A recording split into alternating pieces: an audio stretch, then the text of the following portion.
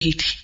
اسلام سے پہلے عربوں میں یہ رواج تھا کہ کوئی مرد اگر اپنی بیوی سے یہ کہہ دیتا کہ انتی علیہ کا ظہر امی، کہ تو مجھ پر ایسی ہے جیسی میری ماں کی پیٹھ، تو وہ عورت ہمیشہ کے لیے اس مرد پر حرام ہو جاتی۔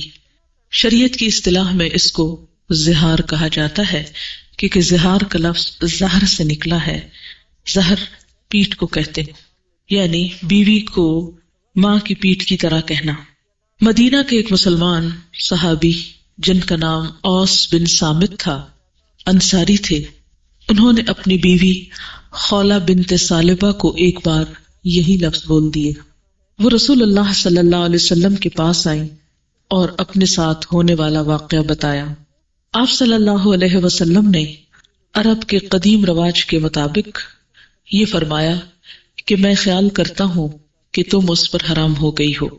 خولہ کو یہ پریشانی ہوئی کہ میرا گھر اور میرے بچے اس مرد کی ایک بات کی وجہ سے برباد ہو جائیں گے۔ وہ فریاد اور زاری کرنے لگی اور آپ صلی اللہ علیہ وسلم سے بار بار مطالبہ کر رہی تھی کہ میرے اس مسئلے کا کوئی حل نکالا جائے، لیکن آپ کے پاس گزشتہ معلومات کے مطابق ایک ہی حل تھا یا ایک ہی بات تھی، کوئی اور نہیں۔ اس لیے آپ یہی فرماتے تھے کہ اب تم دونوں کے درمیان ایک طرح سے طلاق ہو گئی ہے۔ اس پر یہ آیات اتری اور زہار کے بارے میں اسلام کا حکم بتایا گیا۔ بات یہ ہے کہ اس واقعے سے کئی باتیں پتہ چلتی ہیں۔ پہلی بات تو یہ کہ قد سمع اللہ، یقیناً سن لی اللہ نے، قول اللتی، بات اس عورت کی، تجادلو کا جو تجھ سے جھگڑ رہی تھی، فی زوجہا، اپنے شوہر کے معاملے میں۔ اس سے کیا پتہ چلتا ہے کہ اللہ تعالیٰ سنتا ہے، پکارنے والا خواہ مرد ہو یا عورت ہو۔ جب بھی کوئی دکھی انسان کسی کا ستایا ہوا، کسی کا ڈسا ہوا اپنی فریادیں اللہ سے کرتا ہے، اللہ اس فریاد کو سنتا ہے۔ اور ایک بندہ مومن کے لیے سب سے پہلی اور آخری جگہ بھی کیا ہے کہ وہ سارے دکھوں اور غموں اور مشکلات کو اپنے رب کے سامنے بیان کرے۔ صحابہ کرام کا طریقہ کیا ہوتا تھا کہ اگر جوتی کا تسمہ بھی ٹوٹتا تھا تو اللہ سے دعا کرتے تھے۔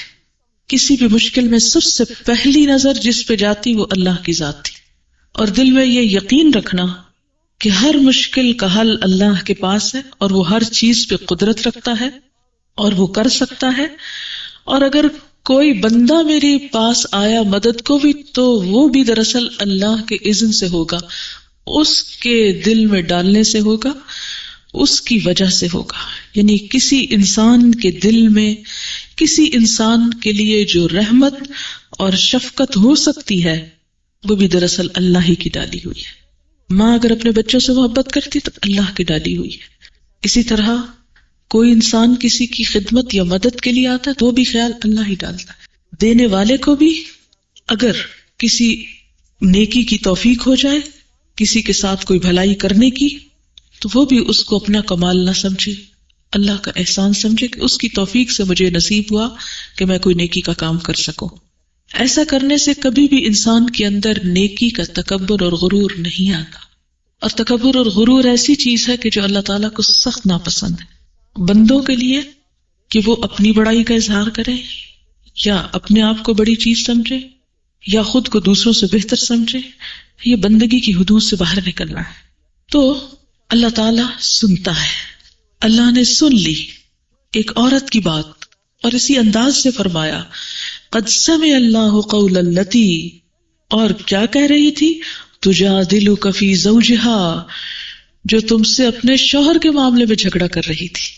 یعنی اسلام نے عورت کو نہ صرف یہ کہ اپنے اوپر ہونے والے ظلم کی شکایت کا موقع دیا، بلکہ اس شکایت کو سنا بھی۔ تو اس سے کیا پتہ چلتا ہے؟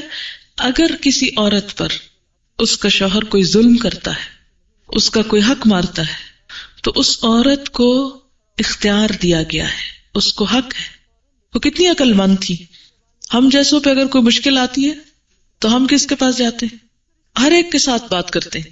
اچھا، اس کا نتیجہ کیا ہوتا ہے؟ کوئی کچھ کہتا ہے، کوئی کچھ کہتا ہے، کوئی کچھ کہتا ہے، اور مسئلہ پہلے سے بھی زیادہ گمبھیر ہو جاتا ہے، زیادہ مصیبت پڑ جاتی ہے۔ اور الجھاؤ بڑھ جاتے ہیں اس میں.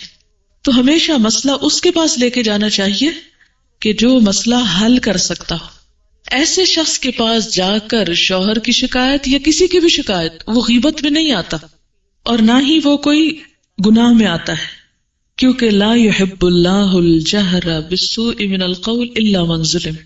اللہ تعالی پسند نہیں کرتا کہ کوئی شخص برائی کے ساتھ زبان کھولے مگر جس پہ ظلم کیا گیا، کہ مظلوم کو یہ حق دیا ہے اسلام نے کہ وہ اپنے ظلم کی داستان بیان کرے.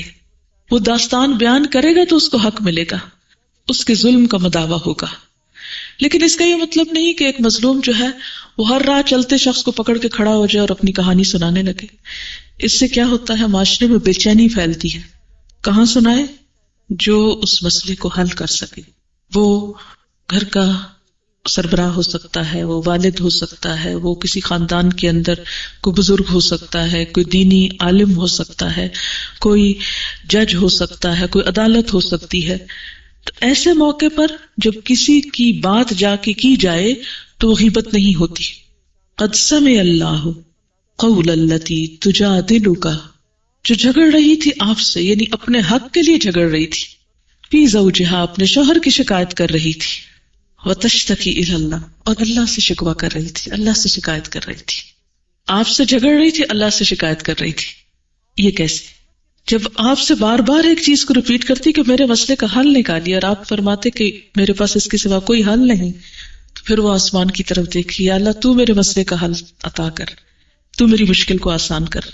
کیونکہ وہ اپنے خاندان کے بارے میں پریشان تھی. حضرت عائشہ رضی اللہ تعالیٰ عنہ کی روایت آتی بخاری میں، کہتی ہے کہ اللہ تعالیٰ کس طرح بندوں کی بات سنتا ہے، کہ یہ عورت حضور صلی اللہ علیہ وسلم سے گھر کے ایک کونے میں اپنا مسئلہ بیان کر رہی تھی، اور میں تھوڑے ہی فاصلے پہ بیٹھی تھی. مجھے سمجھ نہیں آئی کہ یہ کیا مسئلہ لے کر آئی ہے. یعنی آپ نے بھی یہ نہیں کیا کہ جو مسئلہ لائی تو آپ حضرت عائشہ کو بلا لیتے اور کہتے ہیں سب اور امہات کو بلاؤ اور یہاں ایک مجلس قائم کرتے ہیں اس جھگڑے کے حل کے لیے. کہتی ہے کہ میں نے نہیں سنا کہ یہ کیا کہہ رہی ہے، مجھے نہیں سمجھ میں آیا، اور اللہ نے 7 آسمانوں کے پیچھے سے اس کی بات سن لی. اللہ تعالیٰ کیسے بندوں کی بات سنتا ہے، اور مظلوم کی پکار تو سیدھی وہاں پہنچتی ہے. یہ الگ بات ہے کہ ہر چیز کا ایک وقت مقرر ہوتا ہے، لیکن اللہ سنتا ہے، اور کبھی بھی اس میں انسان کو مایوس نہیں ہونا چاہیے. سارے اللہ کی مخلوق ہے، اللہ کے بندے. وتشتکی الی اللہ واللہ یسمع تحاورکما، اور اللہ تم دونوں کی گفتگو کو سن رہا تھا. ان اللہ سمیع بصیر، یقیناً اللہ سننے والا ہے، دیکھنے والا ہے. کہتے ہیں جب یہ بہت بوڑھی ہو گئی، ایک دفعہ حضرت عمر کو راس جاتے ہوئے پکڑ کے کھڑی ہو گئی اور ان سے بہت دیر تک کچھ بات کرتی رہی، کوئی نصیحتیں کرتی رہی، ان کا پچھلا دور یاد کرا کے. تو صحابہ کرام جو حضرت عمر رضی اللہ تعالیٰ عنہ کے ساتھ تھے تو وہ کہنے لگے کہ یہ کون خاتون ہے جو امیر المومنین خلیفہ کو پکڑ کے کھڑی ہو گئی ہیں. اور اس پر حضرت عمر نے کہا کہ انہیں کچھ نہ کہو، یہ وہ عورت ہے جس کی پکار اللہ نے 7ویں آسمان پہ سنی تھی، تو میں اس کی بات کیوں نہ سنوں. اس سے پتہ چلتا ہے کہ اللہ تعالیٰ نے ایک عام عورت کو بھی کتنی عزت اور کتنا مقام عطا کیا ہے، اور کس طرح ایک مظلوم کی داد رسی کی ہے، اور کس طرح اس کی فریاد سنی ہے.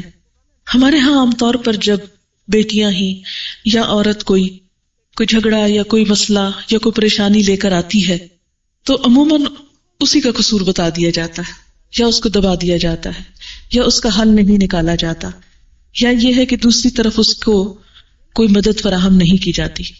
اس کا یہ مطلب نہیں ہے کہ چھوٹی چھوٹی باتوں پر انکریج کیا جائے اور مسئلے کھڑے کر لیے جائیں صرف ہمدردی حاصل کرنے کے لیے یا توجہ حاصل کرنے کے لیے، لیکن جہاں حقیقی مسئلہ ہو اس کو اگنور بھی نہیں کرنا چاہیے اور اس کا حل تلاش کرنا چاہیے.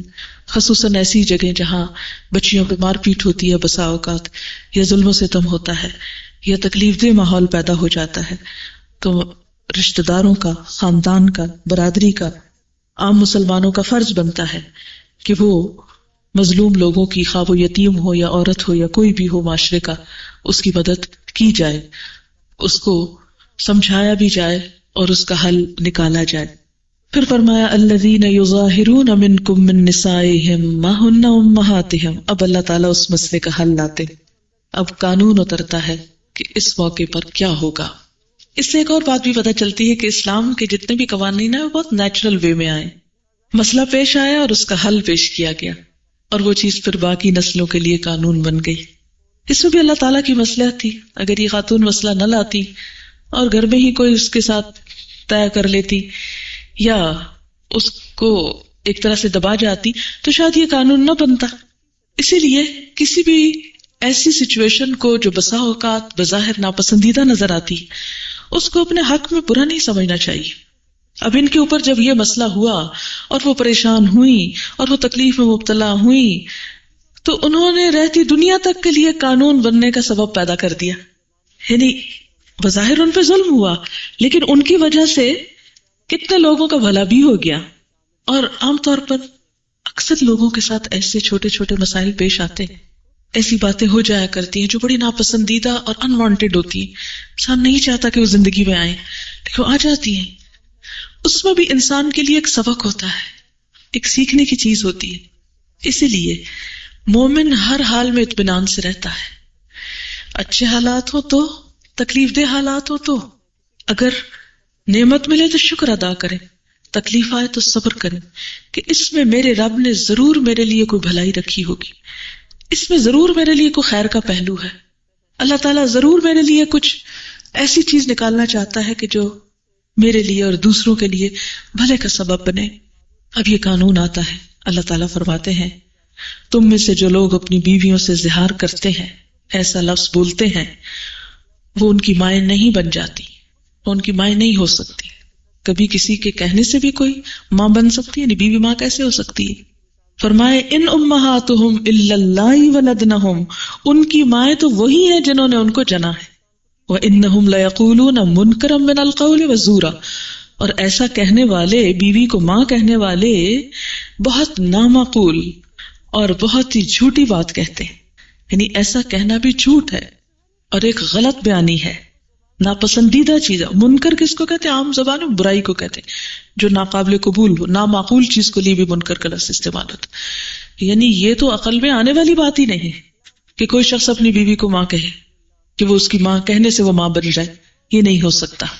وَإِنَّ اللَّهَ لَعَفُوٌّ غَفُورٌ, لیکن اگر غصے میں, غلطی میں, بھول میں کوئی ایسی بات ہو گئی اور کوئی شخص پھر معافی مانگ لے تو اللہ معاف بھی کر دیتا ہے, کیونکہ انسان ہے, کمزور ہے, زبان سے بسا اوقات ایسی باتیں نکل بھی جاتی ہیں. اور والذین یظاہرون من نسائہم ثم یعودون, وہ لوگ جو اپنی بیویوں سے زہار کرتے ہیں پھر اب رجوع کرنا چاہتے ہیں, غلطی کو ریئلائز کر لیا, محسوس کر لیا, مان لیا, اب پلٹنا چاہتے ہیں کہ ہم اب اپنے ہی کہے سے باہر نکلنا چاہتے ہیں کہ جو ہم نے کہا تھا غلط کہا تھا, ہم اس سے توبہ کرتے ہیں اور اپنی خاندانی ازدواجی زندگی کو بحال کرتے ہیں. تو اب صرف ایک لفظ سے واپس نہیں پلٹ سکتے. اب کیا کرنا ہوگا؟ جرمانہ دینا ہوگا. ایک لفظ, کتنا بڑا جرمانہ؟ فتحریر رقبۃ من قبل ان یتماسا, ایک گردن آزاد کرو. کیا ہے؟ بول ہی ہے نا, بیوی کو تم میری ماں ہو. ایک بول, اور ایک بول جو عورت کو ستا جائے, اس بول پر کتنی بڑی پینلٹی ہے. ایک غلام آزاد کرو. آج کل غلام تو کوئی نہیں ہوتے, لیکن آپ سمجھے کہ اگر ایسی ہے جیسے کوئی کہے کہ ایک اونٹ خرید کے ذبح کرو, یا یہ کہ ایک گائے بھینس کتنے ہزار کی پڑتی ہے. اس زمانے میں اگر غلام خریدے جاتے ہوئے تو ہزاروں لاکھوں میں ہوتے تھے, یعنی جانوروں سے بڑھ کر قیمت تھی انسان کی. تو ایک لفظ کا جرمانہ, فائن, پینلٹی کتنی؟ ایک غلام آزاد کرنا. اور اس وقت تک تم دوبارہ بیوی کو ہاتھ نہیں لگا سکتے, اس کے پاس نہیں جا سکتے جب تک تم یہ ادا نہ کر چکو. ذالکم, یہ بات توعظون بہ, اس جرمانے کے ساتھ تم کو نصیحت کی جاتی. یعنی یہ نصیحت صرف زبانی نہیں, اب اس کا خسارہ بھی بھرنا پڑے گا. یعنی یہ نصیحت ایک بہت بھاری نصیحت ہے. واللہ بما تعملون خبیر, اور اللہ خوب جانتا ہے جو بھی تم عمل کرتے ہو, اس کو سب پتا ہے. فمن لم یجد, اور جو نہ پائے.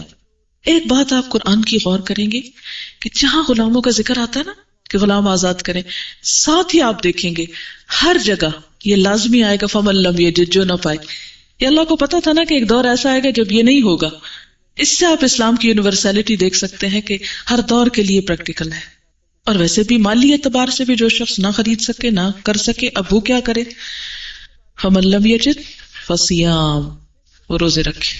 جسمانی سزا پہلے جیب اگر اجازت نہیں دیتی تو پھر جسم پہ بھگتے.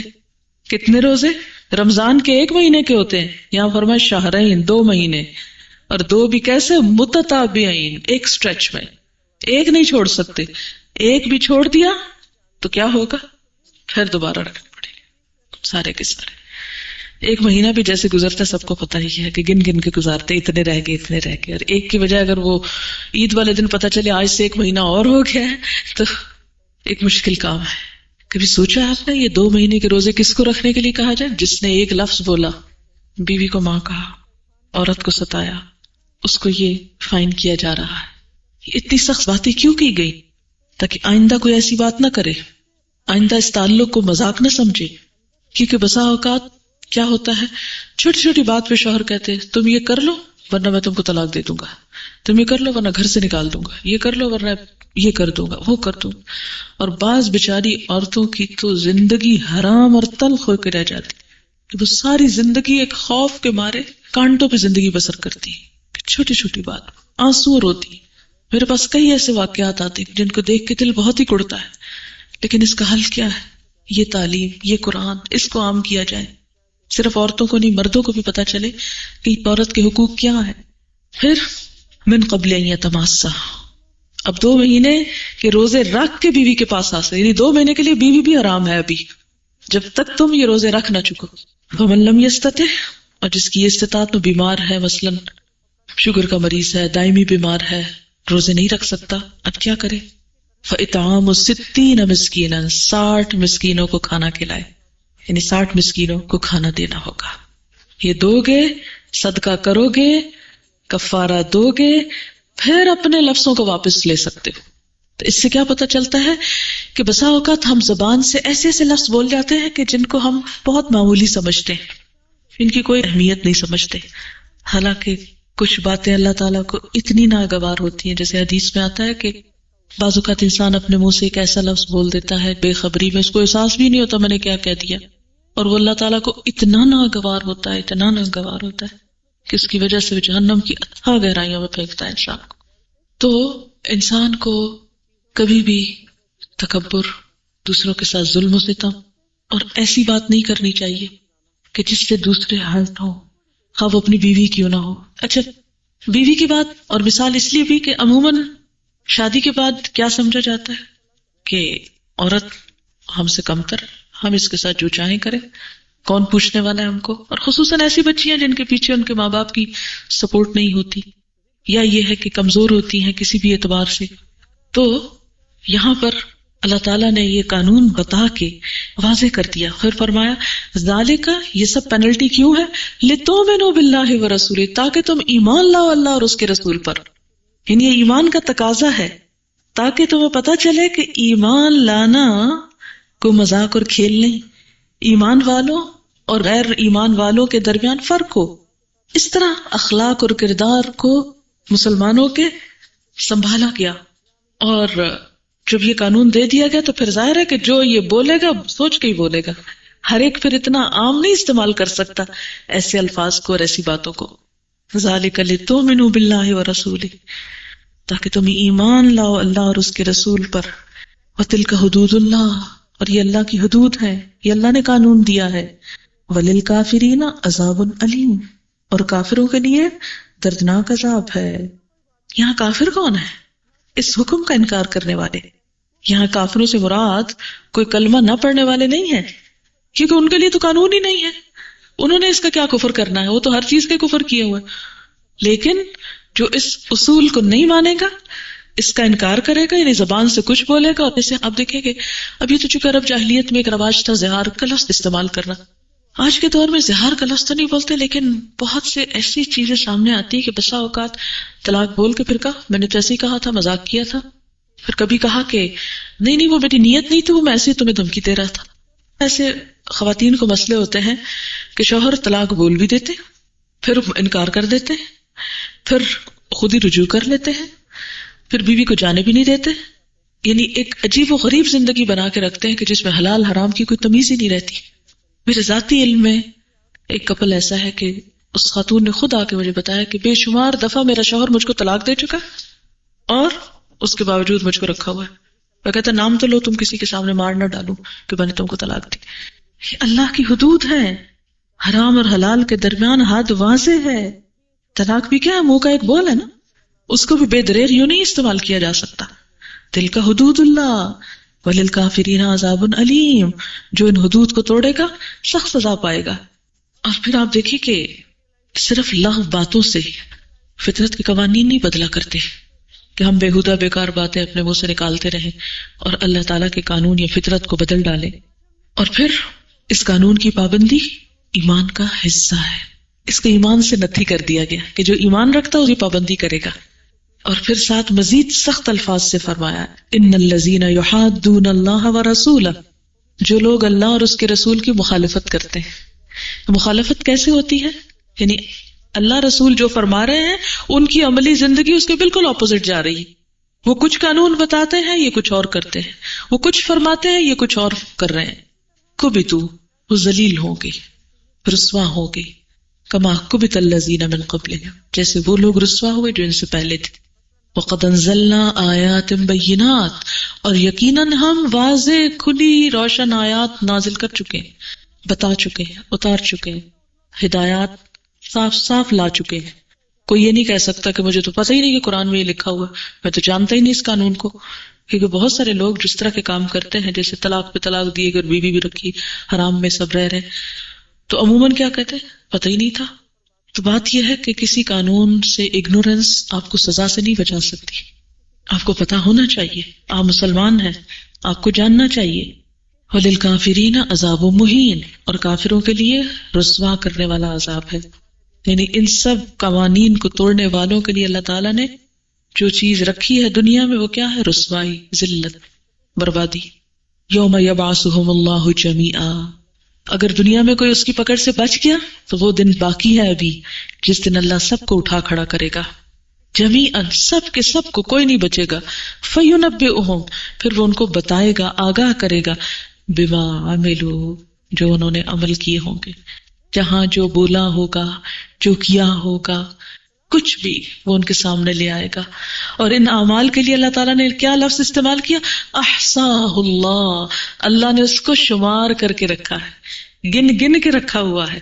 کس شخص نے اپنے منہ سے کس وقت کیا بات نکالی، کل زندگی میں کتنے جھوٹ بولے، 100 یا 101 ود ایگزیکٹ فگر. اتنی نمازیں پڑھنی تھی، اتنی پڑھی، اور اتنی نہیں پڑھی. اتنے روزے فرض تھے، اتنے خالی ہیں. اتنا یہ کام کرنا تھا، یہ نہیں کیا، اور یہ منع کیا گیا تھا، یہ اتنی دفعہ ریپیٹ کیا گیا. احصاہ اللہ ونسوہ، اللہ نے تو گن لیا اور یہ خود بھولے ہوئے. ہمارا یہی حال ہے نا، اگر ہم سے کوئی پوچھے آج تک کتنی نمازیں چھوڑی، سچی بات ہم کو کوئی یاد نہیں ہوگا کیا کر چکے، لیکن اللہ نے گن رکھا ہے.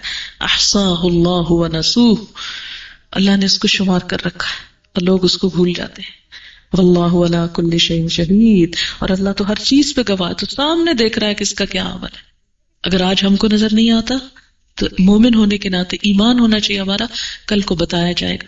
تو اس سے پہلے کہ وہ گن کے سامنے لایا جائے، توبہ استغفار کرنی چاہیے، اپنے گناہوں کی معافی مانگنی چاہیے، اپنے اعمال کی اصلاح کر لینی چاہیے، اللہ کی حدود اور قوانین کو جان لینا چاہیے کہ ہمیں کس طرح بحیثیت مسلمان ایک زندگی بسر کرنی ہے. وآخر دعوانا الحمد للہ رب العالمین.